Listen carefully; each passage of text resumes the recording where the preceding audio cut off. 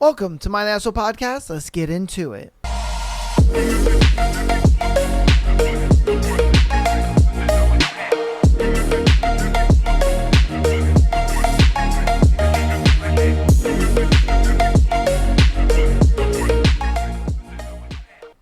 Welcome to My Asshole Podcast, and today is your guys' favorite day. It is Thursday. My goodness, you motherfuckers love your Thursday episodes. Give it up. You guys love your Thursday episodes. And today is a bit of a good day. We are going to be going through the last 10 minutes of Hooked. And then we will also be getting into our brand new book. As you have seen from the title, the book is called Lights Out. I'm excited. This book was recommended by a lovely supporter down in the comments. And I'm excited to get into this new book. It sounds exciting. It sounds very like off the rails, and it just seems like a crazy book. It's going to be a lot of twists and turns and all this kind of good stuff. So I'm excited for it. Hopefully you guys are excited for it as well. Hopefully you guys have been enjoying as well as the book marathon streams that we've been doing. So I've been kind of giving you guys a lot more book content as far as doing live streams and covering it, because I feel like doing a few chapters week after week after week, sometimes that tends to take a very long time for us to get through one book. So that's why I kind of do the live streams now, so that way we can kind of cover other books and we can kind of blow through them and do a 4 or 5 hour live stream covering a bunch of chapters or finishing the entire book. It doesn't really matter, but just so that way you guys kind of get more of that book content and all that good stuff. So if you want to check out the book content that we have for live streams, Sunday 5 p.m. is when I go live, and we will be covering all kinds of different books. We've recently did Satan's Affair. Satan's Affair is a novel based off of Haunting Adeline. So we did that. Before that, we did Anna Huang's Twisted Love. We did book 1. We'll probably go back and do book 2 and 3 and 4. Hooked also is a 6-book series. So we'll probably do more of this book series live. So you know what I mean? And same thing with A Court of Thorns and Roses. I loved that series. I love the first book, so I can't wait to get into the next series of books. We'll be doing that most likely on live streams. But yeah, it's just a good way to kind of add more content and add more books to it. So yes, Sundays, 5 p.m. That's when we do those live streams. Okay. Without further ado, let's get into today's thread. And then as well as we'll get into our book. Man, my voice is going out. If you want to get notified for all of our live streams as well as all the content that we have going on, make sure you guys get in the Discord. Down in the description, there will be a Discord link. Click on that, accept the invite to the Discord, and that'll let you know whenever we go live, as well as uploading episodes and all that good stuff. All right? So get down there. Check that out. Without further ado, let's get into today's thread. Today's thread's a pretty good one. It's at what point in your relationship you thought, okay, I'm done with this person. All right? So let's see. Goodness. Hold on. Give me one moment. Okay. All right. At what point in your relationship you thought, I'm done with this person? When I told him exactly what I wanted and was important to me, and he did the complete opposite. I could have not been more explicit. Yeah. Fucking up out here. Fucking up, man. You got to give him one of these. Fucking up, man. Absolutely fucking up, because it's one of those things where it's like, dude, you know, a lot of women kind of will. I always say that women are very bad at communicating, and it's why they look for it in a partner. But there are some women who will communicate it directly to you and be like, this is what I want. And dudes will still be like, huh? You know, but a lot of times that just kind of lets you know, like, homeboy was just there for the coochie. You know what I mean? He was just there for the sweet walls, and he was just like, you know, however long this lasts, it lasts. And whenever she finally is fed up with my bullshit, then cool, you know. Because sometimes those kind of relationships happen, and it sucks. All right. At what point in your relationship you thought, I'm done with this person. When I realized I had to be really medicated to keep putting up with his BS to stay sane, that's crazy. That's crazy. To think that you have to be like either high or on some kind of drug just to deal with your own partner is insane. Insane to me. Like, that's crazy. Like, there's no way, and I mean no way in hell would I ever stay in a relationship to the point where I have to be like high or medicated just to deal with my partner. No, man. No. That's crazy. All right. At what point in your relationship you thought I can't... Oh, wait, hold on. I'm sorry. At what point in your relationship you thought, okay, I'm done with this person? All right. When he told me I spend too much time with our newborn, I wish I never met that loser, bruh. Now, look, I understand sometimes, and I've heard this a lot from multiple people, that when you have a new kid, you tend to put all of your attention and all of your time into the kid, and you kind of forget about your partner and your relationship with your partner. And I kind of think he was a little valid in this one. If I'm being honest with you, I kind of think he was a little valid in this one, because I think you were so engrossed in taking care of the kid and taking care of this newborn and giving the kid all of your time and energy. He kind of probably felt a little left out. He was just like, where my hugs and kisses at? You know what I mean? Where my cuddles at? Where my head rubs? You know what I mean? So, and I've heard this a lot.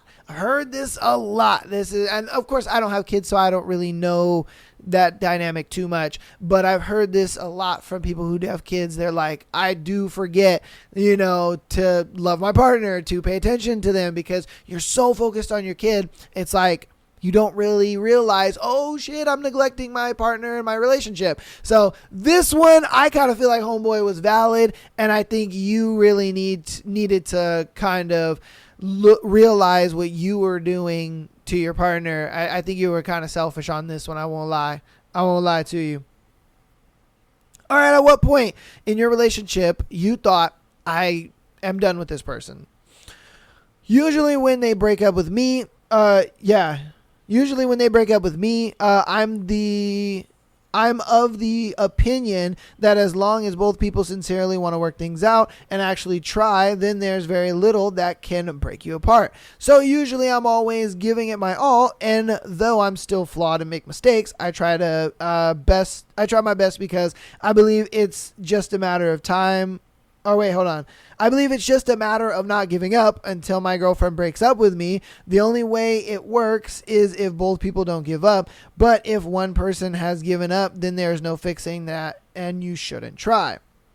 The only exception is my second girlfriend. She was wildly emotionally abusive, completely isolated me from any friends and family, and absolutely destroyed my self-confidence. So I was completely dependent on her for any sort of comfort at all. She used to break up with me a few times a week as a way to get me to stop talking back, and simply acquiescing, apologizing, and beg for her not to leave me. That's crazy, bro. That's insane. Like, there's no way a woman or anybody should have that kind of power over you. Like, if your girl is being that controlling, you send her on her way, bruh. You say, nah, I'm good on that. I'm not about to turn my back on my friends and family for you. I'm not about to sit here and change who I am for you. No. Fuck off. Bye-bye. We're not suited. Because that's just crazy to me. And so many dudes do this dumb shit where they sit there and they'll just listen to everything that their girl has to say, and they'll be like, oh yeah, sure, whatever you want. And then their girl is just like, damn, dude's a pushover. He's kind of a bit of a bitch, and then leaves anyway. And you're like, dude. And then your dude's sitting there, oh, I did everything. What the heck? Why didn't she love me? What the heck's going on? It's like, bro, because you didn't have a spine. You didn't have a spine and tell her to shut the fuck up, or tell her bye. Fuck off. You know what I mean? Like, bro, it's crazy to me, because this is something that took me a really long time to really learn, is that with women, when you are in a relationship with a woman, you need to put your foot down and put it down immediately. Don't put it down later in the relationship. Don't try to put it down a couple years. No, bruh. Put it down immediately. And if it's a thing where you guys don't get into a relationship because you decided to put your foot down and let your boundaries be known, cool. She's not the one for you. Peace. Because you have respect for yourself. You're not sitting here letting a girl dictate you and your life choices. That's insane to me that so many dudes do that. So many dudes do that. It's like, no, bruh. No. You need to put your foot down. Who cares? Find another girl. There's so many out there. But so many dudes get this one-itis of like, oh, she's the only one in the whole entire world. And it's like, no, bruh. No. There's so many girls out there. But you just got this tunnel vision for some reason for this one girl who clearly doesn't give a fuck about you. She doesn't. Because if she did, she wouldn't be doing all this. She wouldn't be trying to change you. She wouldn't be trying to make you not talk to friends and family. And all. Come on, man. It's insane to me. Insane. I guarantee you that's the reason why, girls break up with you. Because he said in the beginning, he was like, oh, usually when they break up with me. And you want to know why they break up with you is because you don't put your foot down. You're just a pushover and they can't respect that. Like, bro. Sucks to say it, but it is what it is. At what point in your relationship you thought, I am done with this person? When he threatened to kill himself if I broke up with him. So I broke up with him. I do not do manipulation. Facts. I said this very early on in the podcast because a lot of girls were coming to me with situations talking about, oh my God, I can't break up with my boyfriend because he said he was going to kill himself. And I didn't break up with him because I would feel really bad and this and that and blah, blah, blah. And for me, I always told them, you need to understand that when you cannot stay in these kind of relationships, and the best thing that you can do is let the people know that are close to him, hey, I'm thinking I'm breaking up with him. He said that he's going to end his life if I break up with him. I need you to keep an eye on him, make sure that he doesn't do it and he stays good, this and that. And you move on because you have done everything that you can do to prevent it from happening. And most guys are cap anyway. Let's be honest. Stop the cap. Yeah, I mean, most dudes are cap. But always take that precaution just in case. Let his mom know, let a sibling know, let friends know, hey, look, you know what I mean? He and I broke up. He said that he was going to end his life. If you can just kind of check on him, make sure, he's good and he doesn't do that, that'd be appreciated, but I just can't do it anymore. And you leave the relationship. And if he does happen to go through with it, that's not your fault. Why? Because you did everything you could. You got him the support that, he could need and that you can't give him anymore. You know what I mean? You did what you could do. At this point, it was his decision. It's a horrible thing, sure, but I mean, it was his decision to do it. You can't put yourself in a shitty position just because of somebody else threatening to do something with their life. It's like, no, man, no, I'm not about to sit here and do that. No, that's crazy. At what point in your relationship you thought, I'm done with this person?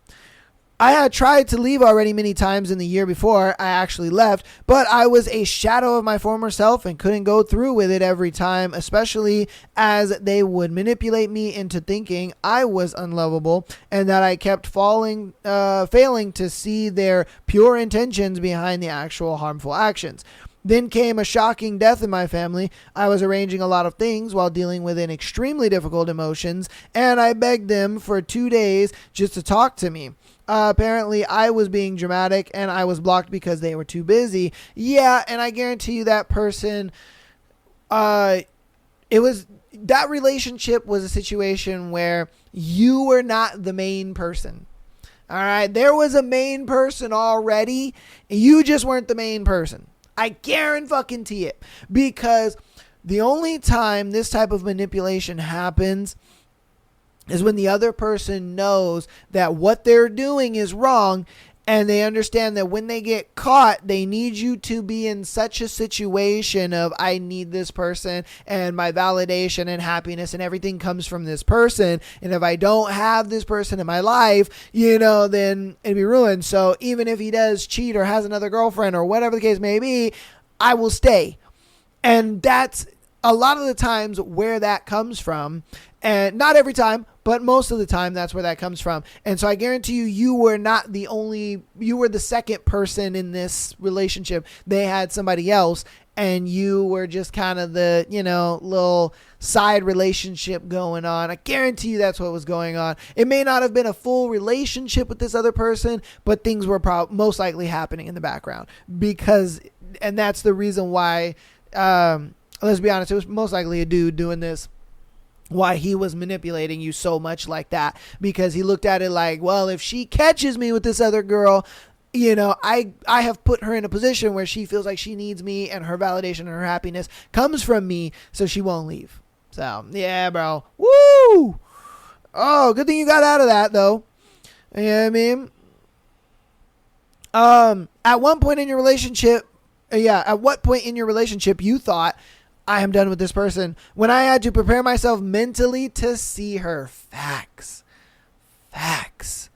Oh my God. Like if you are coming home from work and you're like, bro, I don't want to go home. That is how you know the relationship is cooked and it's done. If you are out with friends and you're like, I don't want to go home, that's how you know the relationship is cooked. If you are home and you're just sitting in the car for an extra 20 minutes, 30 minutes, cooked. Relationship cooked. It's over. It's done. Because at that point, you do not love your partner anymore. Like, you're just done. You're just done. And it's not in a malicious way or anything like that. You just don't love them anymore. It's done. You are in that relationship for either child obligation or living situation. You know what I mean? Like, you guys are just tied together in some way to where it wouldn't make it easy for you guys to split. But yeah, man. Woo! That's a tough one, man. An absolute tough one. Man, absolute tough one, yeah. At what point in your relationship you thought, I am done with this person? When he beat me so bad, I locked myself in the bathroom and was crying for my mom. I hate my mom. That's insane. That's insane. And I guarantee you he was a drunk. And I guarantee you it was a thing where you probably met him at the bar or you met him at the club. Oh man, because so many, and I'm not trying to put any blame on, well, I'm putting a little blame on her, because it's like, bro, at some point you knew what kind of guy you were dating. And you stayed regardless. Like you knew that he was drunk and how he gets violent when he's drunk. Of course, she didn't say that. She didn't say that he was a drunk. But I guarantee you most likely homeboy was a drunk and a piece of shit. But you decided to stay for some crazy reason. Yeah. And I guarantee you that he was probably gave signs or was beating on you before this happened. And you stayed. And that's another thing where it's like, bruh, why are you staying? You know what I mean? Like, it's crazy to me. Like, a lot of women, for some reason, will stay. It's like, bro, if you are in an abusive relationship and you sit there and you feel like you can't just leave, you need to call the police and break up with him while the police are there. You know what I mean? Like, I don't know why people feel like that's not an option. Like, what are you doing? Like, you know what I mean? It's why 911 exists. 911 will do that. If you say that you are in an abusive relationship and you are fearing for your life and you need an officer present while you in the relationship and get your things out of the house so you can go somewhere else, the police will do that. You call the police and you let them know, hey, I need an officer here. I am afraid for my life. I am breaking up with my boyfriend because he's very abusive. I need an officer there so I can get the things out of my house and I can break up with him and go to my mom's house or whatever the case may be. Like, you need to do that. I don't know why women sit there and they pretend, oh, I can't leave. Oh, I can't leave. I can't go. He'll do this. He'll do that. Bro, no. Get a police officer there. Because I guarantee you that officer's going to keep his ass in check and he ain't going to be able to beat up an officer. Trust me, he ain't going to be able to beat that motherfucker up. Nah. That man is, and if he tries to do something, guess what? His face is going to be in the concrete while you get your shit. and he'll be in cuffs somewhere. Like, bruh, no, man, no. There's ways out. There's ways out, guys. All right, at what point in your relationship you thought, I am done with this person? Let's see. When he put his dick inside someone other than me. Hey, classic, you know what I mean? Hey, it makes sense. Makes sense. At that point, yeah, you know, if you can't tolerate that kind of behavior, I'm done with this person. You know what I mean? Why not? Say fuck it. Oh man, but that's gonna be the end of that thread. Hope you guys enjoyed that thread. If you have a contribution to the thread, definitely put it down in the description. I'd love to see, you know, what your scenarios are of a moment you got to a point with a partner where you're like, I'm fucking done. You know what I mean? We all got that partner where we're just like, bro, I'm fucking done. You know. But yeah, let me know. Without further ado, we're going to get into announcements. Then we'll hop right into the last 10 minutes of Hooked. I'll come back, switch out everything on the other scene, and then we'll go into Lights Out, okay? And we'll be doing 2 chapters of Lights Out, so it's going to be juicy. So, Patreon.com/Am I the Asshole podcast. Get an exclusive episode every single Friday, as well as being able to send in your scenario to be featured on the Tuesday and Sunday shows. $3 a month, man. Get on in there. Support the show. You know, over 100 hours of content over there just waiting for you guys to salivate on, all right?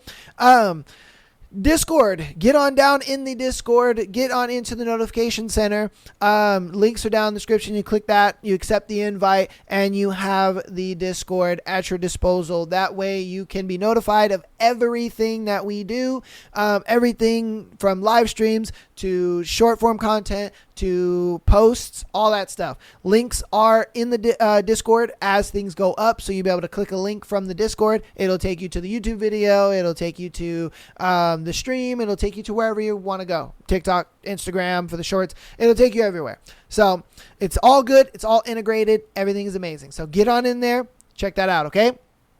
I am trying to get a Spotify bot for you guys, so that way you guys can go to the Spotify and listen to the audio stuff. I'm working on that. I'm trying to find one. Not a lot of Discord things work with Spotify, just because Discord and Spotify, it's like, they're like, why would we work with each other? But I'm sure there's a bot out there that works with it. So I'll figure it out for you guys. And we'll get that momentarily. But yeah.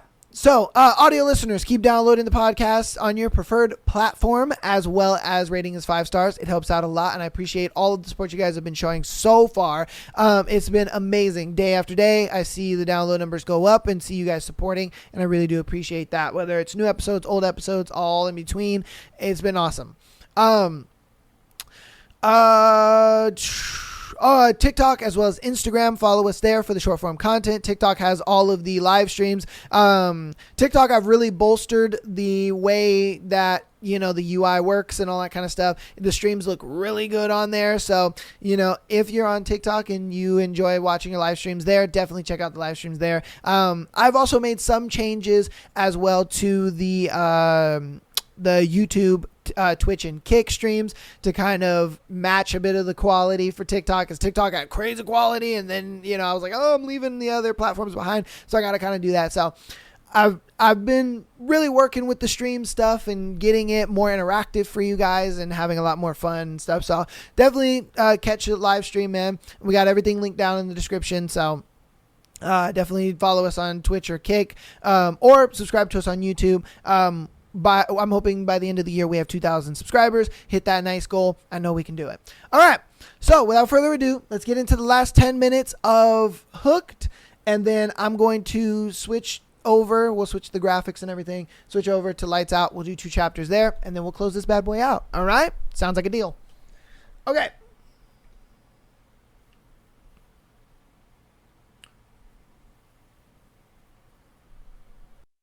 "47. Wendy.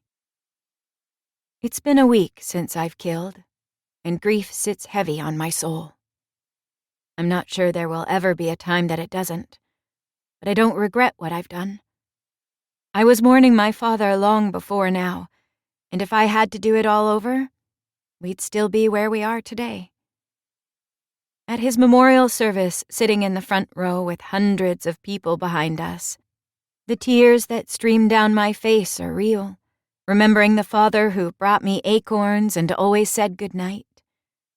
But that man didn't exist in the end, and I pray I helped his soul find peace, because he wasn't finding it here. I'm not sure how everything was covered up, and I don't care to know. But to the rest of the world, Peter Michaels was killed by a low-level criminal named Sammy Antonis, the secret child of the late Senator Barry, known to the underworld as Croc. James somehow got us out of Cannibal's Cave, finding the twins tied to trees, broken and bruised, but alive. And by the time we made it back to the Tiger Lily, James was no longer conscious. Curly met us there with their in-house doctor, and although I screamed until my voice went hoarse to take him to a hospital, they refused.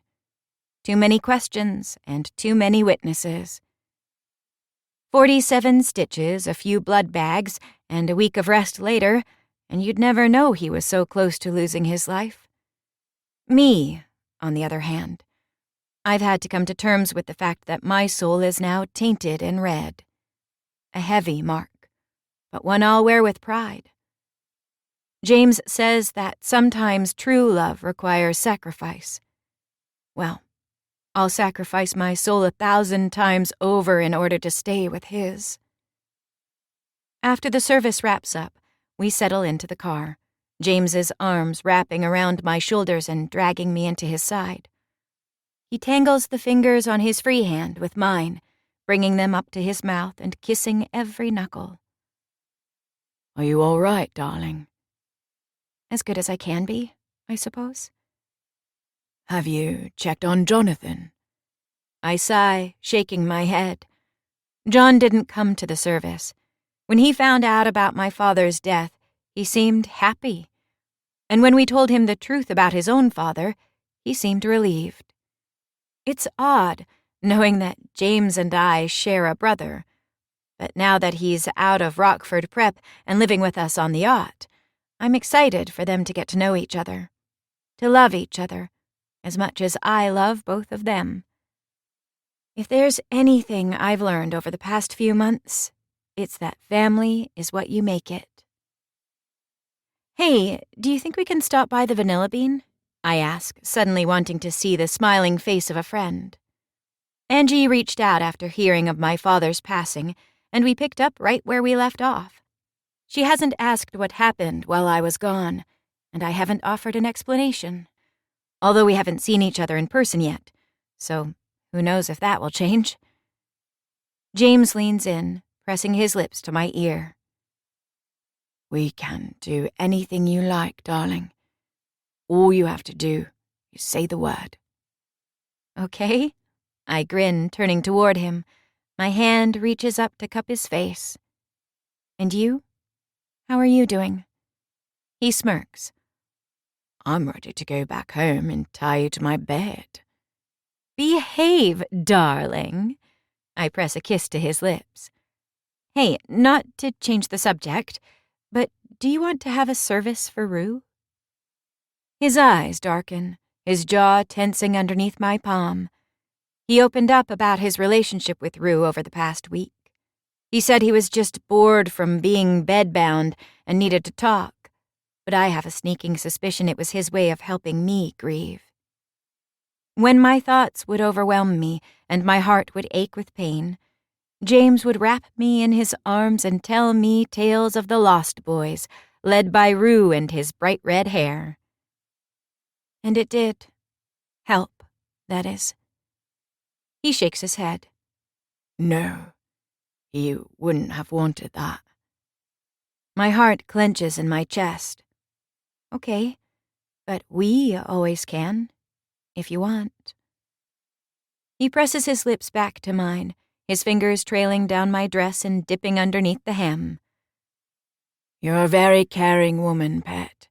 Allow me to show my appreciation." "James," I gasp, "you're still healing." He smirks as he slides off the limo seat, his hands forcing my legs apart so he can settle between my thighs. "You're absolutely right about that," he says, his fingers moving my panties to the side and dipping into my folds. "You would deny an injured man some pleasure?" "I just think you need to be—" My voice cuts off as he leans in, the flat of his tongue swiping up my core and swirling around my clit. My fingers reach down, gripping his hair, my hips pressing into him. My heart rate speeds as I glance to the driver, but the partition is up and the windows are tinted, so I'm sure that he can't see. Still, the thought of him hearing is enough to make my body coil tight. His finger dips inside of my core, curling against my inner walls, drawing a long moan from my mouth. A few more passes of his tongue, and that's all it takes, my orgasm cascading through me like an avalanche, my thighs pressing harshly against his face. He places my panties back in place, pressing a soft kiss on top of the fabric, before gliding his body back up my frame and meeting my lips for a kiss. "That's my girl," he says. I grin against him, warmth spreading through my chest, my arms wrapping around his neck. "Only yours, James Barry." "And always yours, Wendy darling." He kisses my jaw. "Every night." And straight on till morning. Epilogue. James. 2 years later. I used to hate the sea. Not that you would know it from the way I stand on the sundeck of the Tiger Lily, the saltwater breeze blowing on my face. It's Wendy's second year by my side, and the first full year as my wife, and she promised she'd finally let me take her out on the water. She didn't used to like it either, but I think it's growing on her now. I glanced to the table where we had our first date, back before I knew she would soon eclipse my world and become the sole reason for my existence. She sits there now, her belly swollen with our second child, the first one just old enough to waddle around on his own. We didn't know it then, but she was pregnant when we buried her father. A little boy named Rue. John and her laugh at our baby while he wiggles his hips to music as it croons through the speakers, and a warmth spreads through my chest, happiness infusing every pore. I never thought I would have this. A family. A life. But then Wendy swept through with her unfailing loyalty and her selfless way of forgiving even the worst of mistakes, and she showed me that even the most damaged of hearts can still learn to love. Eventually, we'll have to go back home, of course. I still have an empire to run, and John is starting his first week of college to get his engineering degree. He wants to build planes, of all things. Shortly after the dust settled on everything, Wendy attempted to get her job back at the Vanilla Bean, but they said no, citing the multiple times she no-showed, which was my fault, really. So, I bought it for her. And before little Rue came along, she spent her days brewing coffee and bonding with her best friends, Angie and Maria. Maria took a while to come around, but once she started dating Curly, she softened up, and these days they're as thick as thieves. I look back out on the water, closing my eyes and looking toward the future where adventure awaits, feeling grateful for how far we've come. And to think, it all started with a little bit of faith, misplaced trust, missing pixie dust, and a villain who just needed to steal a little love.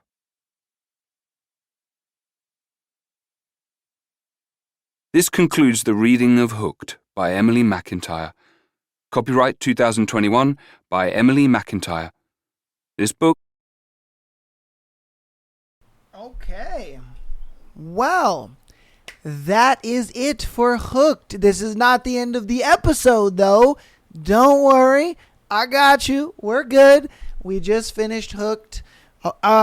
Looks like our boy James ended up getting the happy ending that he didn't know that he wanted. And Wendy got pretty much a life that she didn't know she wanted either, if I'm being honest with you. I think both of them just kind of fell into a life that they didn't know that they wanted, and it turned out happy. Hey, you guys let me know what you thought about the book. You thought about the ending, all that kind of stuff. I think it was kind of a happy ending for how dark the last few chapters were. But hey, I say it was a W. You know what I mean? It was a W for Wendy. I was wondering what happened to her job, because I was like, damn, man, this bitch hasn't been to work for a minute, But hey, it is what it is. Let's get on into the next book. I'll go ahead and set everything up, and then it'll get started, okay? So let me set everything up for you guys, and then I got you. Especially since... Let me see here. Okay. Got that.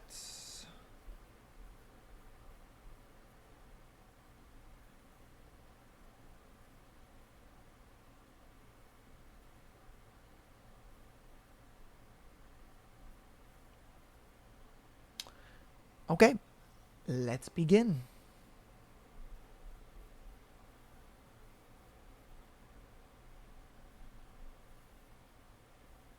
Chapter 1.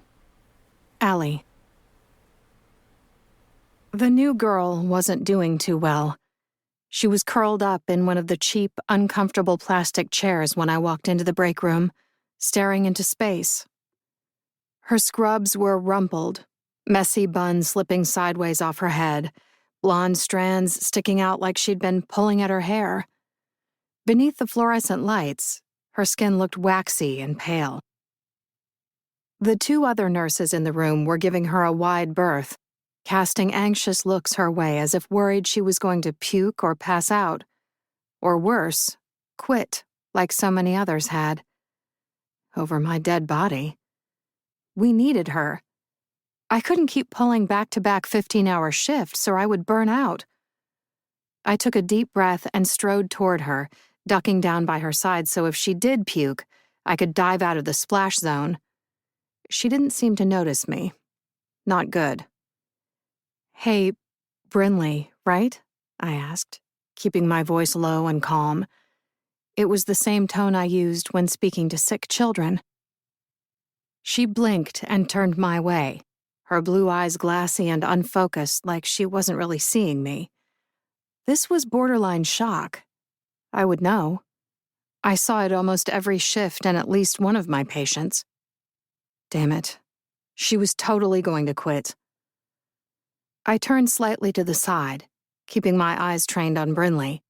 "Blanket?" The sound of shuffling feet told me someone was following the request, so I faced forward again and gave the new nurse my full attention. I'd gotten the gossip on her from another of my colleagues. According to them, Brinley had been a nurse for 3 years and recently transferred from a smaller county ER. This was her first time working in a trauma hospital. Some people did just fine in normal ERs, but cracked when they came here. We were inner city, in a metropolis known for its sky-high crime rates. Not a shift went by where we didn't see the worst of the worst. Stabbings, rapes, gunshot wounds, abuse victims, survivors of horrific car accidents, you name it. Tonight had been especially rough, even for me, and I'd seen so much shit that very little rattled me anymore. It could be scarring for someone new to a trauma center like Brinley, and I cursed her luck that this was her first unsupervised shift. A blanket appeared in my periphery. I took it without looking and wrapped it around Brinley's shoulders. She moved like an automaton, arms jerky as she clutched the ends together and tugged it tighter. "His chest," she said, so low I barely caught the words.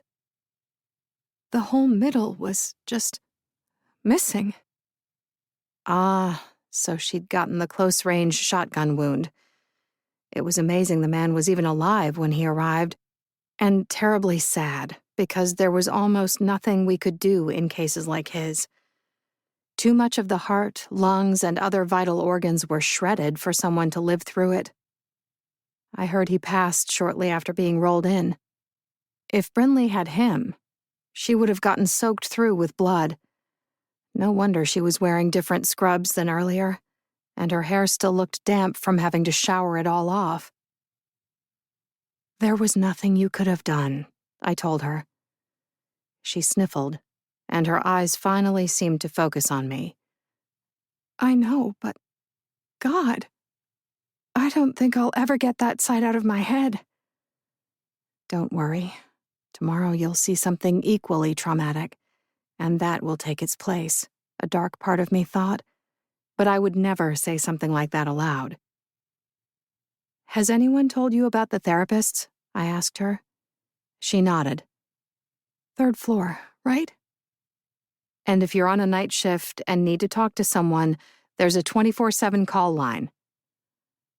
Our hospital might overwork us, but it did an excellent job of prioritizing the mental health of its staff. We saw the same amount of daily trauma soldiers might face on a front line, and the burnout and PTSD rates were sky high because of it. I regularly spoke to one of the on-call therapists.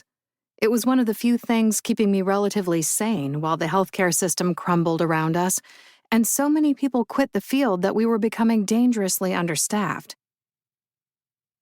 "I don't have the number for the call line," Brinley said, a single tear rolling down her cheek. This was good. Tears I could work with. Tears meant she was already processing, and the risk of her going into shock was passing. "Which locker did you put your stuff in?" I asked. "I'll grab your phone and add the number." 20 minutes later, she was back on her feet with her hands wrapped around a steaming mug of chamomile tea. I'd put the call line in her phone. She'd stopped trembling, and a little color was returning to her cheeks. Only one other nurse was in the room with us now, having replaced the previous unhelpful two from before. That nurse was Tanya, a trim black woman in her mid-40s who'd worked in trauma hospitals almost as long as Brinley had been alive. Tanya was my favorite coworker. She was great under pressure, had an excellent bedside manner, and knew more about treating people in emergency situations than most doctors we worked with.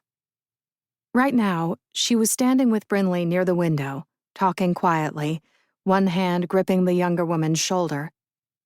I tuned in and out as I gathered mine and Brinley's stuff, trusting Tanya to know all the right words to use as she coaxed Brinley back from the brink. "You did so well," I heard her say. "And I'm not just blowing smoke up your ass to make you feel better. I've seen other nurses with more experience freeze up during nights like this, but you kept your shit together and did what you had to." She turned to me. "Back me up, Allie." I slung Brinley's bag over my shoulder and joined them. "She's not lying," I said. "You crushed it, from what I saw. And it's totally normal to break down a little afterward. All that adrenaline built up too high, and your cortisol levels probably went bananas. There's no shame in disappearing into a miniature stress coma. I still do it too on really bad nights." Brinley paled. "I thought tonight was really bad." Whoops. Time to backtrack. "It was. I just meant I didn't see the worst this time. I think you and Mallory did." She let out a shaky breath. "Oh, okay." Tanya turned back to her. "Now, Allie's gonna give you a ride home. Her shift is over, too." Brinley looked between us. "But my car is here." Tanya nodded. "Yes, but we don't think you should drive right now." Brinley seemed to see the wisdom in that. "Yeah, you're probably right." "Don't worry," I said. "I checked your schedule. We're both on shift at the same time tomorrow, so I'll give you a lift back. You parked in the employee lot?" She nodded. "Your car should be fine there. Do you need to get anything out of it?" She frowned. "I don't think so." Tanya plucked the tea from her hands. Then you two should get out of here while you can. Thank you, I mouthed at her. She nodded. It wasn't uncommon to get roped into a few more hours of work if you loitered too long after your shift ended, because someone always needed an extra set of hands, or more people were required to help stabilize a patient. Brinley wasn't in any shape for that, and I'd been here 4 extra hours already. It was time to go. I steered Brinley toward the exit, and we took the back way out to avoid running into anyone else. She was quiet as we walked, but looked much better than when I first saw her, so I took that as a good sign. Do you live with anyone? I asked her. My boyfriend. Is he home right now? I didn't love the idea of leaving her alone if he wasn't. She nodded. He is. I texted him at the end of my shift before I sat down and, well, you saw. Talking about it helps, I told her. I'm not sure if your boyfriend is squeamish, but telling him about what you went through tonight could get some of it out of your head. I'm not sure, she said, her voice laced with indecision. You don't have to go into detail, just the basics. And I put my number in your phone along with the therapist line, so you can always call me too. She shot me a relieved look. Thank you. I don't think he'd get it, you know? I nodded. I did know. Unlike Brinley, I was single-ish. But even when I had partners, I didn't talk shop with them. I never dated seriously. I was too career-focused for that right now. And talking about a bad day or how sad it was when I lost a patient felt like the kind of thing you saved for a significant other. Mostly, I spilled my guts to therapists or other nurses, and from the look on Brinley's face, I could tell she would be the same. Civilians, as we called non-healthcare or emergency workers, didn't get it a lot of the time. We chatted more on the way home about safer topics like the latest TV show everyone was watching, to distract ourselves from the night we'd had. By the time I dropped Brinley off at her townhouse, the sun was starting to rise over the city, glinting off the distant high-rises and painting the clouds a macabre ombre that ranged from the deep purple of new bruises to the arterial red of freshly spilled blood. God, I'm morbid this morning, I thought, pulling my eyes from the sky. I'd spent so much time trying to help and then distract Brinley that I hadn't processed my own shit show of a night. There was a guy who'd gotten stabbed 3 times, a woman with a broken wrist, bloody nose, and a guilty-looking husband who wouldn't let her speak for herself, and a 2-year-old with RSV so bad he had to be med-flighted to the children's hospital. The worst was the homeless man with frostbite. Not because it was an extreme case. His frostbite was relatively mild, and he'd keep all his toes, but because no one else in my rotation wanted to go in his room because he smelled so bad, complaining loudly enough in the hall outside that he probably heard them. It both broke my heart and pissed me off, so I sent the others running and took care of him myself. Those were the kind of cases that stuck with me now, not the overly gory ones, but the sad ones. I fixated on them. Where was that man's family? Were they looking for him? What about the woman being abused by her husband? Would she be able to get out before he hurt her again? My drive home passed in a blur as these thoughts filled my head, and before I knew it, I was pulling into my driveway. The street was dark enough that my house was lit up by twinkling string lights. It was well into the second week of January, but a few of my neighbors still had their holiday decorations up, so I wasn't rushing to take mine down. Seeing those lights flashing merrily in the pre-dawn gloom was precisely the kind of pick-me-up I needed. Anything to keep the darkness at bay.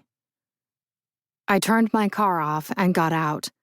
My house wasn't much, just a small 2-bedroom craftsman-style cottage in a semi-safe neighborhood, but it was all mine, and I was damn proud of the work I'd done fixing it up and putting my unique stamp on the place.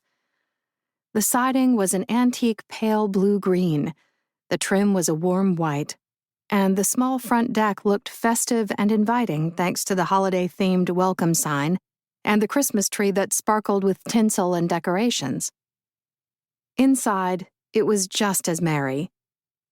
I didn't have any family left that mattered, and decking my house out top to bottom in seasonal decor was how I distracted myself from the depressing fact that I either spent the holidays alone or working every year. A loud yowl split the air as I closed the door behind me and kicked off my shoes. Well, I wasn't entirely alone. I did have Fred to keep me company. He must have been fast asleep on my bed when I walked in because his yowling started farther away and then rose in pitch and volume as he raced toward me, like an ambulance screaming down a highway. Man, he's loud when he's angry, I thought. If he kept this up, my nearest neighbors were going to start thinking I hurt him. "Oh my God, Fred," I said as my long-haired black and white cat raced around the corner. "You're fine.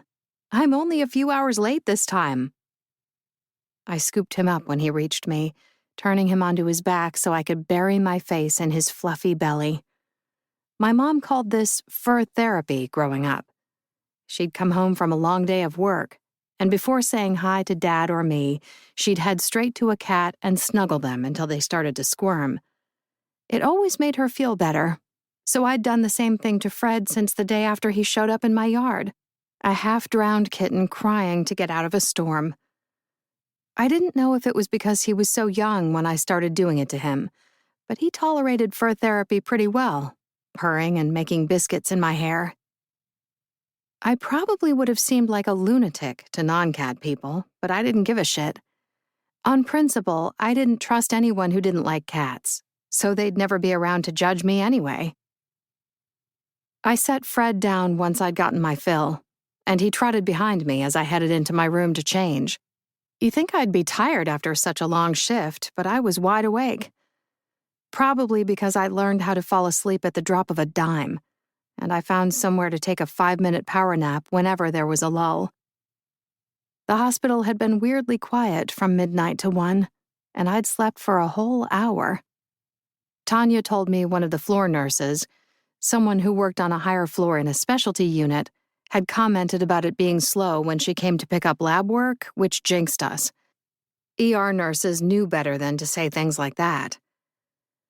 I showered, changed into the coziest pajamas I owned, poured myself an oversized glass of white wine, and snuggled up with Fred on my couch.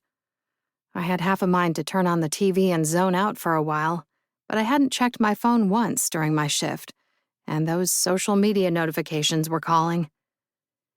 Giving in to the inevitable, I pulled up my favorite app and started scrolling.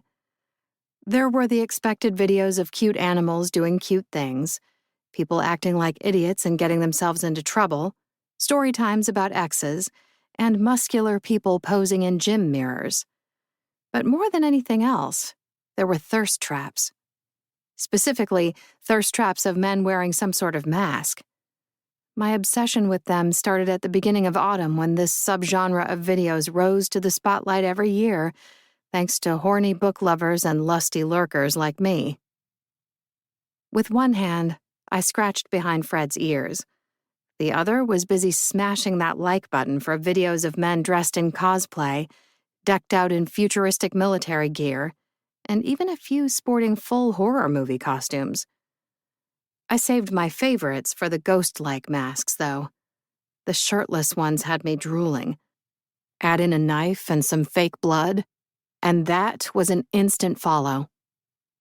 My absolute favorite creator was a user with the handle the.faceless.man, because he had everything I loved most: a custom mask that was unlike anyone else's and was as sensual as it was terrifying, muscles, good lighting, exceptional music selection, and an innate understanding of how to reel the viewer in and keep us begging for more. I had a whole favorites section devoted to his videos, and I routinely went back and re-watched them whenever I needed a distraction after a bad shift. Like tonight. I drained the last of my wine. Damn, I completely lost track of time when I scrolled, and got up to pour myself another round. Fred jumped down from the couch and curled inside his little felt house by the TV, having reached his snuggle limit. I checked his food and water in the kitchen, Both were still mostly full, and emptied the last of the wine into my glass. By the time I finished it, I'd be half a bottle deep. Yep, I'd be tipsy soon and hopefully tired. I only had 10 hours until my next shift started, and I desperately needed to catch up on all the sleep I'd missed during the usual holiday uptick at the hospital. I tugged a blanket over myself as I sat back down, then pulled up my videos of the faceless man, as I'd taken to calling him. It was hard to pick a favorite, but if someone held a gun to my head and told me I had to, it would be the one where he was sprawled out over a couch, shirtless, his head resting on the arm, the scene flooded by red light. He was only visible from the ribs up, his skin covered in tattoos, muscles clenched as his arm moved in a rhythmic motion that suggested he was jerking off, but didn't go far enough to get him banned. I never knew where to look when I watched it. At the way his biceps tensed and flexed with every stroke, or how his chest heaved like he was on the brink of coming, or just off screen, where I could imagine his hand pumping his straining cock.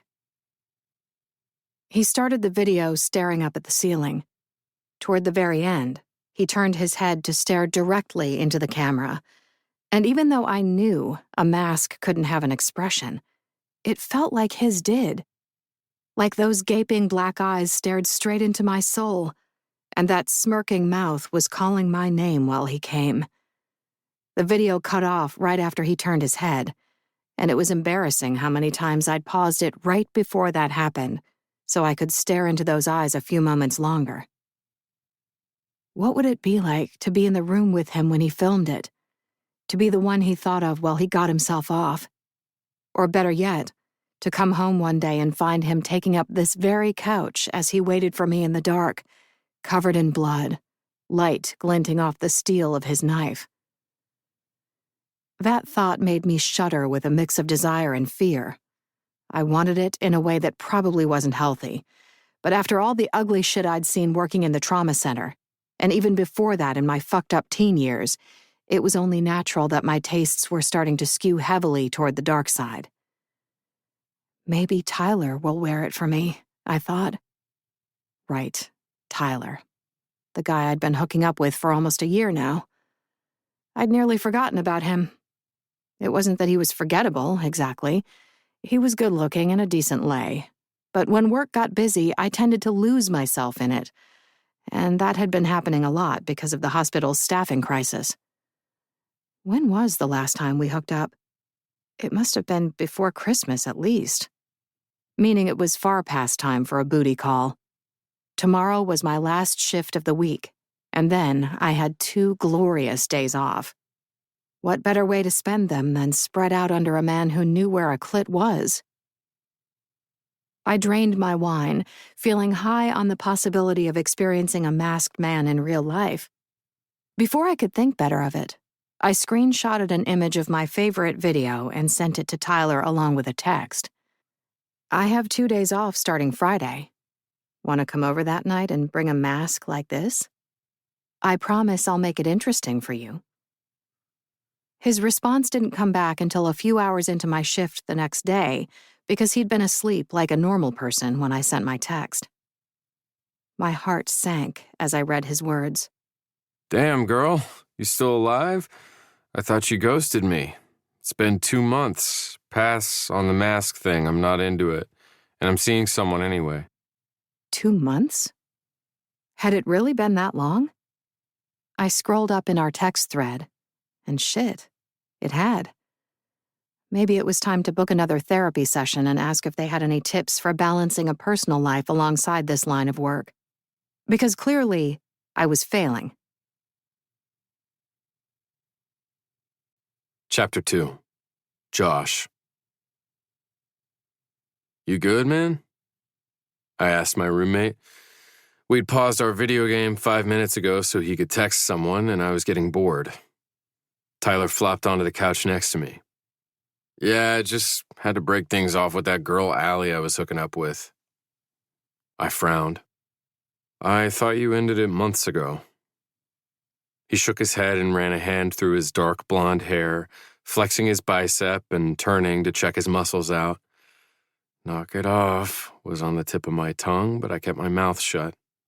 There wasn't anyone here for Tyler to impress, but he'd been vain as long as I'd known him, and he posed even when he didn't realize he was doing it. It was almost like a nervous tic at this point. So he must have been more bothered by the Allie situation than he was letting on. I thought she ghosted me, but she probably got busy at work again. I turned toward the TV and tried to act natural. She's an ER nurse, right? I already knew the answer to that, along with several other facts like her address, where she'd gone to nursing school, what kind of grades she got, and what her current work schedule was. You know, normal things people knew about their roommates' ex-hookups. "Yeah," Tyler said. "I don't hear from her for 2 months, and then look at the shit she sends me." He pulled his phone out of his pocket, unlocked it, and tossed it to me. I caught it out of the air and glanced down, freezing the second my eyes landed on the screen. Oh, fuck. It was happening. The day I'd dreaded since starting a secret social media account 2 years ago had finally arrived. My online life was colliding with my real one, and I was about to be found out. Play it fucking cool, man, I told myself. Tyler was watching me, and I couldn't let him see how freaked out I was. But fuck, Allie had a mask kink, and of all the screenshots she could have sent my roommate, she chose this one. I cleared my throat. "You never said she was into this kind of thing." Which was weird because Tyler had a habit of telling me every sordid detail of his sex life, even though I'd begged him to keep it to himself. He snorted. "I didn't know she was, so it's good I'm seeing Sarah because I'm not. I just want to get in, get off, and get the fuck out. I'm not down for playing games." How unfortunate for the people he slept with. "I hear that."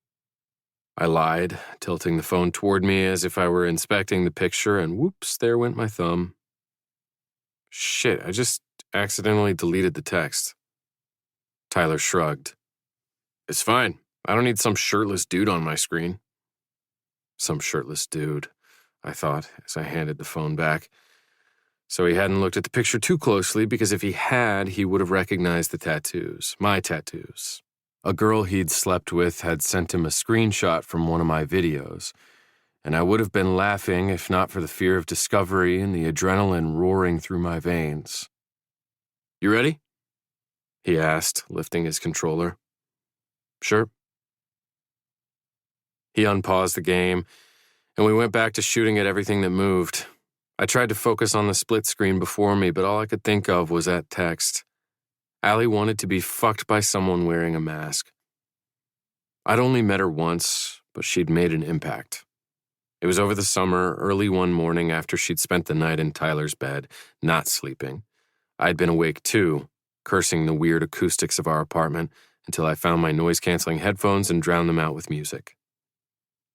I'd always slept like shit, so I didn't expect anyone else to be up when I finally threw in the towel and went to make coffee several hours later. Tyler's door cracked open right after the machine beeped to tell me it had finished brewing. I'd half-turned, expecting my roommate, only to see a woman instead.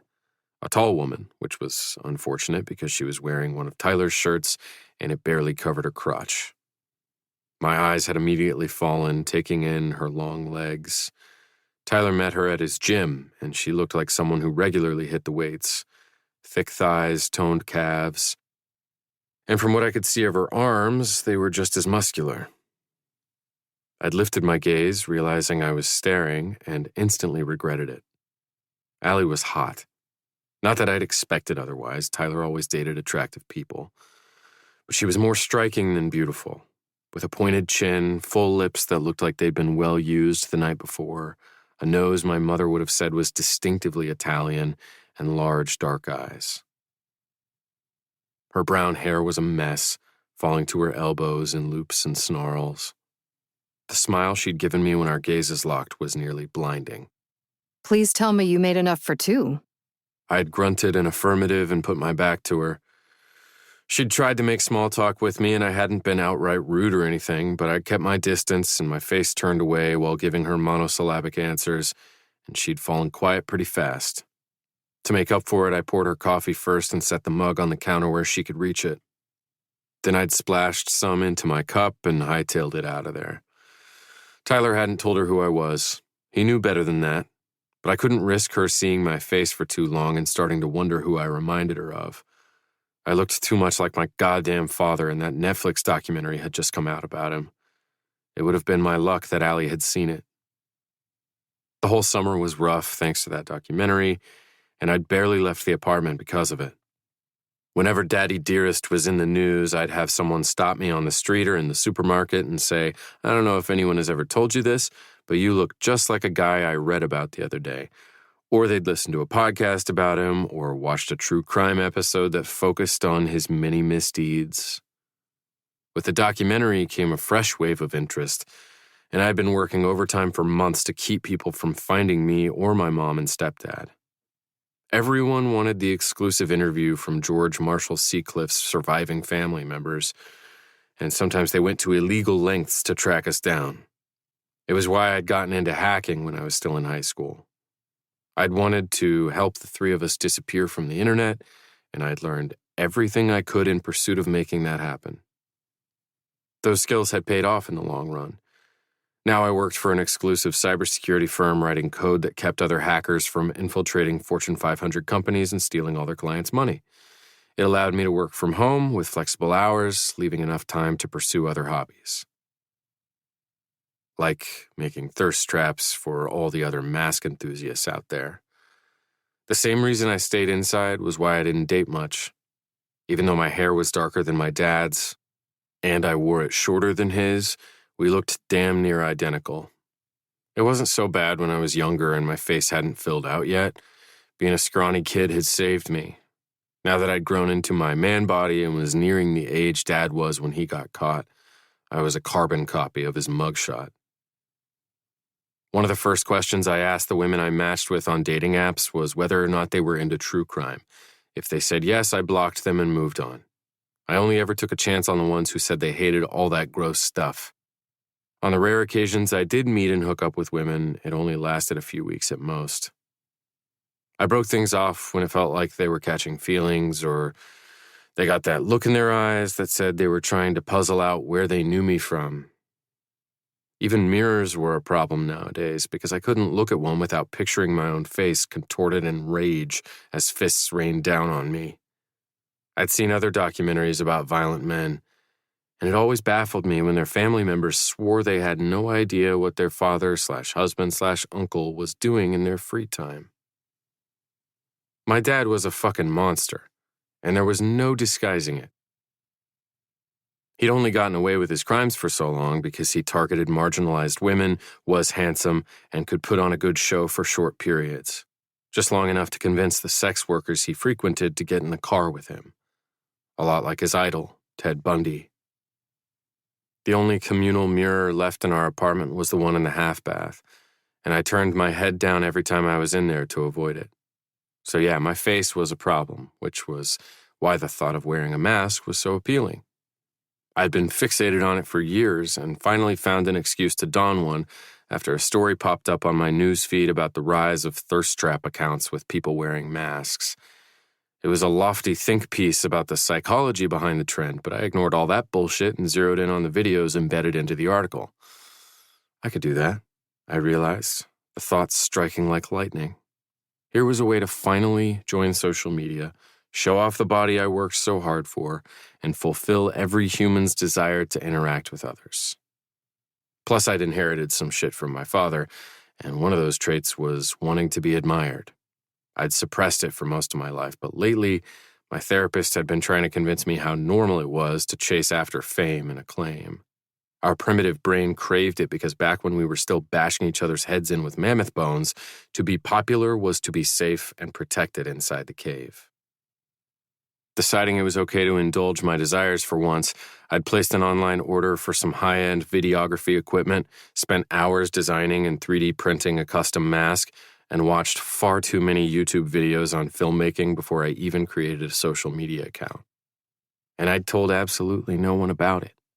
Not even Tyler, who'd been my best friend for as long as I could remember. Dude, you're fucking trash today, he said as we both died on screen. Again. Shit, sorry. Thinking about work. I lied. He tossed his controller onto the coffee table harder than was necessary. Whatever, I'm over it. I need to get to the gym before it gets crazy. He stood from the couch and strode into his room. Tyler could be a dick and was absolutely a fuckboy, but he was also the only person who hadn't immediately abandoned me when my dad got arrested. He was a good friend beneath the douchey exterior and loyal almost to a fault. It was his idea to move to this city and start over when people at college figured out who I was. His exact quote was, "Fuck 'em, let's bounce." So I didn't think he was serious at first, not until he filed transfer paperwork to switch schools and started sending me listings for off-campus housing. I'd dropped out instead of switching with him. It felt like my time at school had run its course by then, and none of my professors could teach me anything else about hacking. The rest of my education lay online, and I studied endlessly until I felt ready to enter the job market. I'd applied for only one position, the one I currently held, by hacking into a huge media conglomerate and showing the company I now worked for how I'd gotten past their defenses. They paid me a king's ransom to keep one step ahead of emerging cyber threats, enough that I bought the most expensive amateur camera on the market without blinking, and our rent was paid off for the next 2 years. I heard a drawer slam in Tyler's room, and I took that as my sign to stand. My phone was on my work desk, and I was itching to get it within my grasp. I needed to pull up the video Allie sent and see if I could find her in the comment section. She had a mask kink, or at the very least, she was into it enough that she wanted someone to wear one for her. So far, I'd ignored every single DM asking me to meet with people IRL and play out their fantasies. They were strangers online. They could be anyone. And I didn't want to show up at some octogenarian's house when I'd been expecting a hot 20-something. Allie wasn't a stranger. I knew her. Better than I should have, sure. But thanks to Dad's genetic contributions, boundaries were hard for me. She had been in my house, the one sanctuary I had left. The need to protect my identity and keep Tyler and me safe was strong enough that I did FBI-level research into anyone Tyler invited over. Thankfully, he understood my compulsion and told me ahead of time when he planned to have company. Usually, I stopped caring when I realized people weren't a threat to either of us. But my interest in Allie had remained long past the point it probably should have. I snagged my phone off the desk and sat on my bed as I pulled up my account. The video Allie screenshotted was one of my most popular, with over 3.4 million views. The downside was that I had thousands of comments to look through if I had any hope of finding her in them, and even that was a crapshoot. Most people were pretty anonymous online. It'd be just my luck that Allie was one of them. I wished I could write a code to look for her, but this part of the job required manual intervention. So I settled back against my headboard and started scrolling, glancing at names and avatars for any sign of her. An hour passed before I sat bolt upright, thumb hovering over the username ally.ally.oxen.free. Holy shit, was it her? I clicked on her profile, and of course it was private. I leaned in, squinting. The avatar was a close-up photo of a dark-haired woman. I screenshotted it, then used the AI software I had loaded onto my phone to blow it up and fix the resolution issues until I was staring at a crystal-clear picture of Allie, sure that it was her. Just to be 100% certain, I logged into my computer and hacked her account, using every trick in the book to cover my tracks and keep her from being flagged. The IP address she used to create her account was local. And when I did some more digging, I discovered that it originated from the block she lived on. I'd found her. Allie not only had a mask kink, but she'd liked one of my videos enough to leave the comment, Sir, I'm at work. How dare you? Had she left any others? I logged into my account on my computer and created a few lines of code that would search for her in my comment sections. There were so many returns, my head started to spin. She'd liked and saved and commented on almost every single one. All the blood in my body went straight to my dick, tenting my sweatpants. This wasn't good. I shouldn't be sitting there lusting after my roommate's ex, whatever she was. Not his girlfriend. They'd never been serious enough to define their relationship, and Tyler had seen other people at the same time as Allie. That meant this wasn't breaking any bro code, right? Only several privacy laws and a whole bunch of societal norms, but I had never really cared much about that. Tyler was the only friend I had. I didn't want to risk losing him over a woman, even if that woman had been plaguing my dreams since I'd first laid eyes on her. What he doesn't know won't hurt him, I thought. And it wasn't like I'd done anything yet anyway. What was the harm in a little light online stalking? She'd done the same to me. My eyes landed on the first comment that my search returned. Is this video why I randomly woke up at 2 a.m.? Was I summoned here? I grinned, shaking my head. Of course she was funny, too. It wasn't like it was bad enough that she was hot and probably off limits. I kept reading. Her comments ranged from lighthearted to downright lascivious. I would like to thank the algorithm for bringing me here. I'm on season 6 of this video. Well, this has me feeling feral far too early in the morning. The way I would crawl to him. Boom. There went my ovaries. This is the horror movie I would die in. Everyone else would be running away while I sprinted straight toward the danger instead. I pushed back from my computer desk. Oh, this was bad, because that last comment hit me harder than the rest, and now all I could picture was chasing her down and fucking her when I finally caught her. Was this how it started? Just a quasi-innocent fantasy about ravaging a woman somewhere that no one could hear her scream? Would it get worse from here, and my desires would progress past that to fucking her and choking her a little at the same time, and after that squeezing even harder until I watched the life blink out from her eyes while I pounded into her? My dick instantly deflated, which I took as a good sign. I wasn't turned on by the idea of seriously hurting Allie. So maybe I wasn't as far gone as I'd always feared. I rolled my chair back to my desk and read through the rest of what she'd written, which took a while because there were over 100 search returns. Less than a minute passed before my dick was standing straight for her again. So many of her comments revolved around coming home and finding me waiting for her, and soon my mind began to fill with thoughts of feeding into her fantasy. What would happen if I actually broke into her house? In reality, she'd either shoot my dumb ass or run away and call the cops, and then my entire life would blow up when I got arrested and the headlines started screaming that I was just like my dad. But I wasn't living in reality right now. My thoughts were pure fantasy, and I couldn't stop picturing myself breaking in and Allie responding exactly like she said she would, crawling to me, begging me to fuck her while I held a knife to her throat. This man is always coming onto my FYP and never on me, and that is a tragedy. Was probably my new favorite quote of all time. I groaned and palmed my dick through my sweatpants.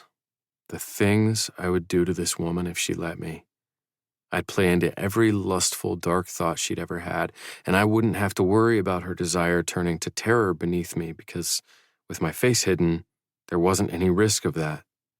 For once in my life, I could be free of the fear of discovery or recognition. That thought turned me on almost as much as Allie did.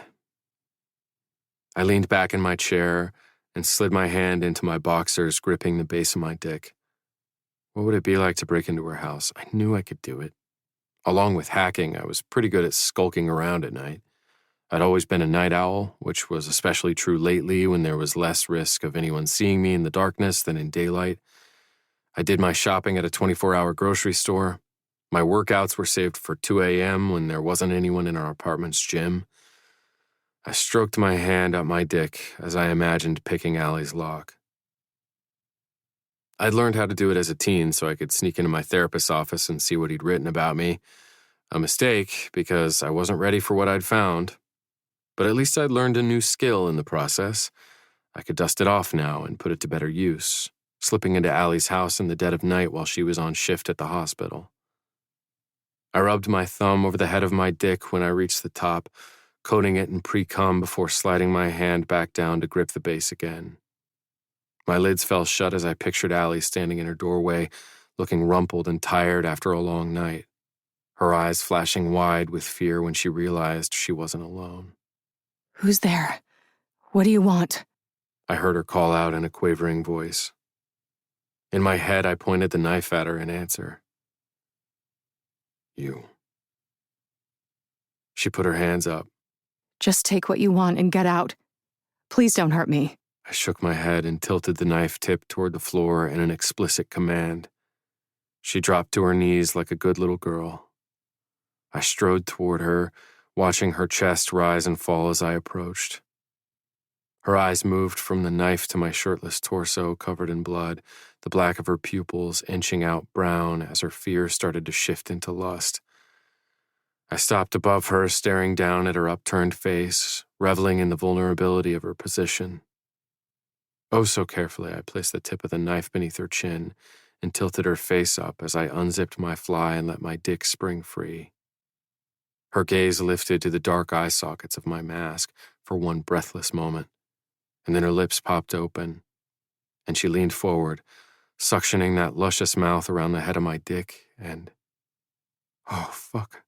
I was about to come. I yanked a few tissues from the nearby box and got them down my pants just in time to soak them. The sight of Allie before me, afraid and horny at the same time. I wanted it. Bad. More than I'd wanted anything in a long time. All I had to do was figure out a way to make it happen that didn't end with my arrest.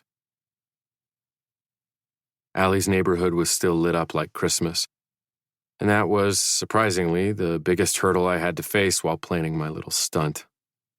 A week had passed since I saw her text to Tyler.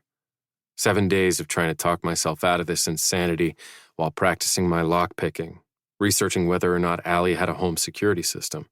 She didn't, which was unacceptable. And driving through this neighborhood at night doing recon.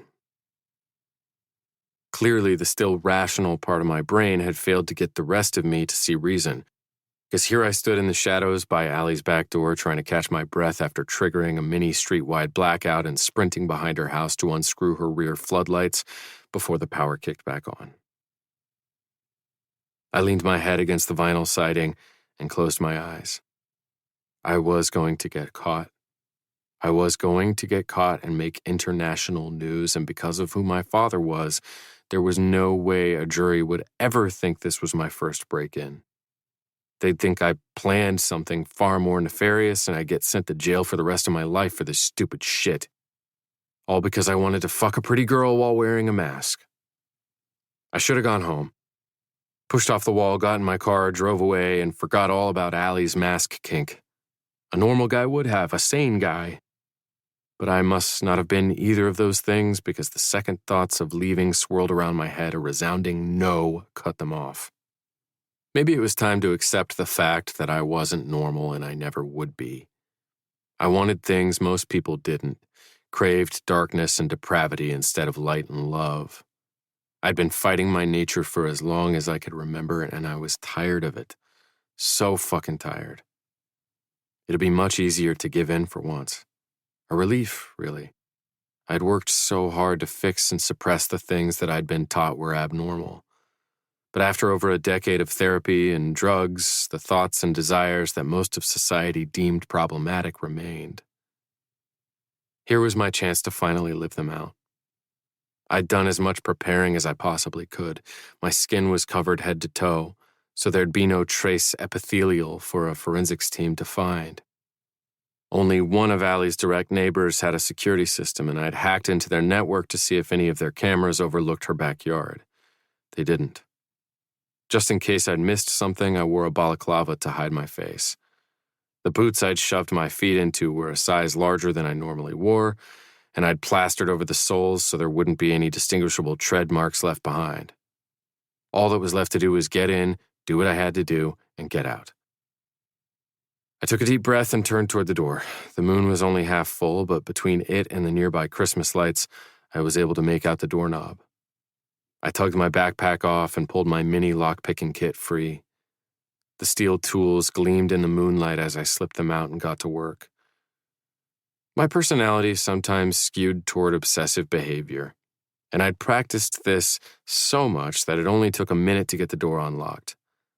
I turned the handle, praying it wouldn't be this easy, and let out a relieved breath when the door wouldn't budge because of a deadbolt. It still wouldn't be enough to keep me or a serious burglar out, and Allie needed better security than this. I made a mental note to place an anonymous order for her as I put the lockpicking kit away and pulled out the expensive magnets I'd purchased online. Getting the deadbolt open would take a lot longer than the lock. I could have easily kicked the door in or used another destructive method to gain entry, but I didn't want to damage Allie's property or make it easier for anyone else to follow in my footsteps, so that meant doing things the slower, harder way. Sweat beaded along my brow as the minutes ticked by. Every time a noise sounded too close, I froze, my heart hammering in my chest as I wondered if I was about to get caught. I nearly bolted when I heard the sudden wail of a siren, but instead of coming closer, it moved parallel to Allie's street and then away. I lost an entire minute afterward as I relearned how to breathe. This was fucking crazy. Full-blown batshit. And yet I couldn't stop myself as I lifted the magnets and got back to work on her deadbolt. After what felt like a small eternity, the magnets caught and the lock slid open. I leaned my forehead against the door and let out a shaky breath, so much adrenaline sluicing through my veins that my whole body shook with the need to expel it. I was still half afraid this would end in disaster, but the sheer thrill of doing something so dangerous and illegal was more exhilarating than anything I'd ever experienced, including skydiving. Was this what it had been like for my dad? Did this same thrill drive him on as much as his more sadistic desires? I shook my head and straightened. I could wonder about that shit later.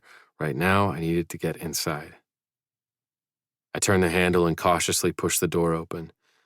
The one thing I couldn't find online was whether or not Allie had any pets.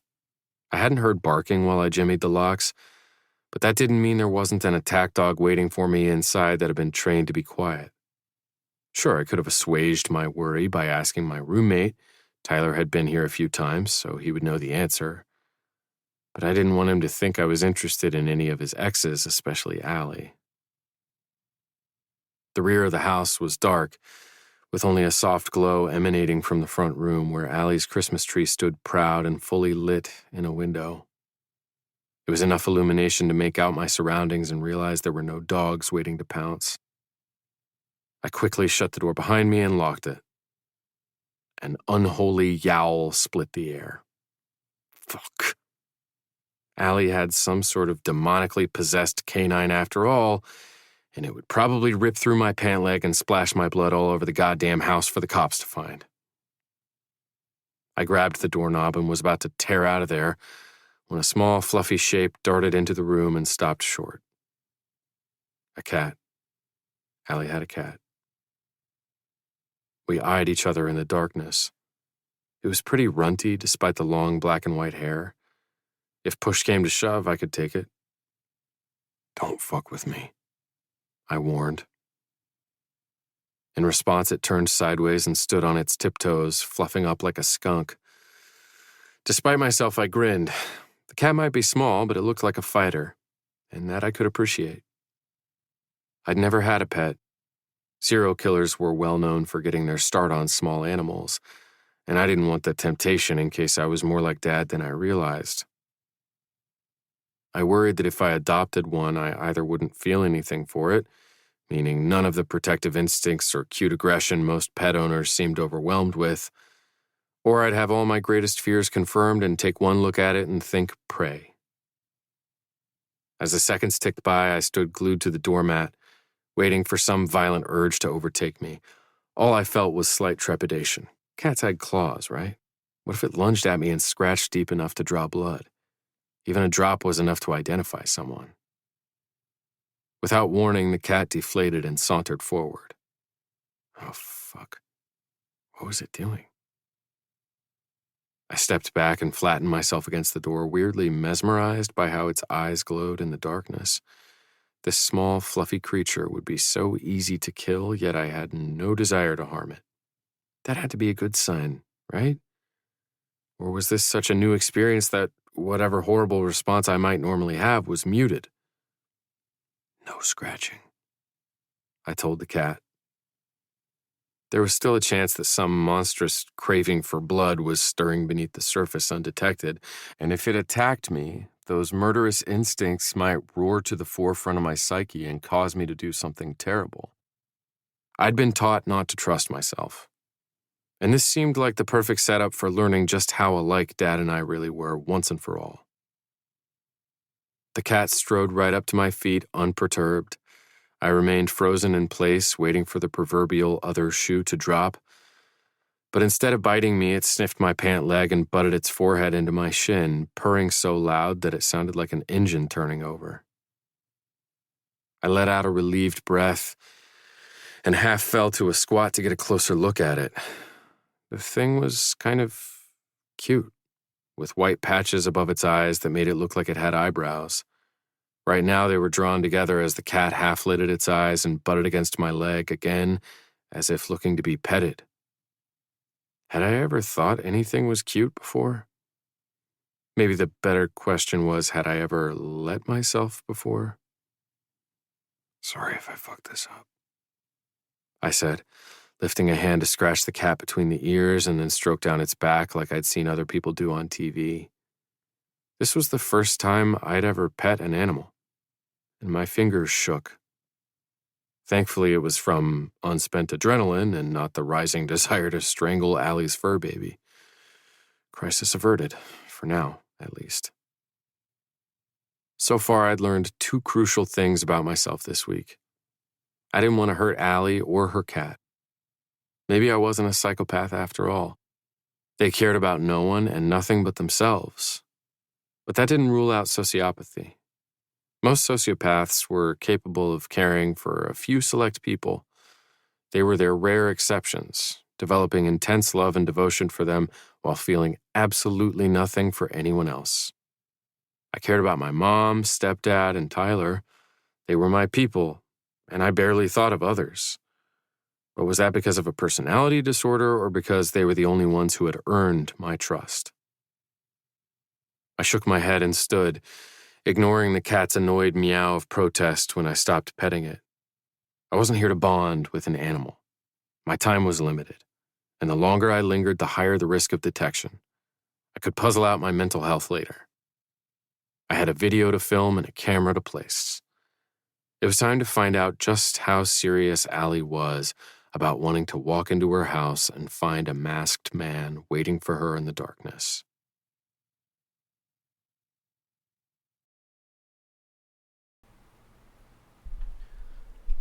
Okay. Well, dude is off the hinges. That's crazy. How he's met this girl one time because she was fuck buddies with his friend, and homeboy is just like, oh, you like my videos? Oh, I'm gonna break into your house. Like, bro, like at some point it goes from fantasy to just, you're crazy. But we'll see next week what happens. If she likes it or if she fucking calls the cops on the dude. Because if I'm being straight, I hope she calls the cops. Because that's craziness. But yeah, that's going to be today's episode. Hopefully you guys loved it. Let me know what you thought about the ending of Hooked. Let me know what you thought about the first 2 chapters of this book. And yeah, I will see, if you guys are on Patreon, I'll see you on Friday. If not, then I'll see you on Sunday for our book live stream. And that'll be that. Love you guys all, and peace.